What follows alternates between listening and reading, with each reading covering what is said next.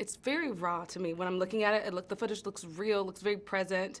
It's just pretty. Yeah. How'd you go about choosing your cinematographer? So an Afro-Latina was Very my nice. first season's Very nice. cinematographer. She'd never been on had a first unit. She'd been on second unit, but the way I got a shot, and I'd never been a showrunner, I gave her a shot, and she just pure talent, you know. The second season we worked with a second cinematographer, and it just enhanced the world too, you know. What was the ethnicity of the second?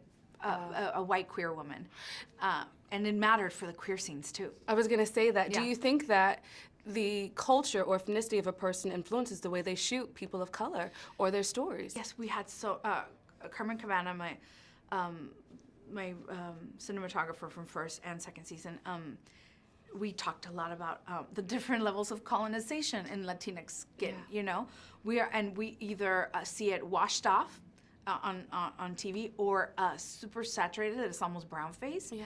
That we wanted to get it right. We wanted to feel like and look like we look. Yeah. So that was very important. The color, colorizing it correctly.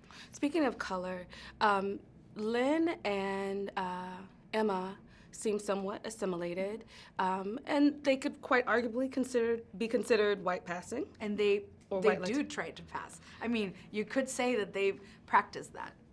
What role does colorism play in Latin communities? I mean, it's huge. We're still living with the effects of colonization. We walk around with it, and in any group of Latinx, it's going to be an issue. You know, the indigenous, the African, the Spanish. It's still not gelling well sometimes because we do suffer from colorism. I think we touch on it a little bit more season 2 because we just sort of touched on the essence.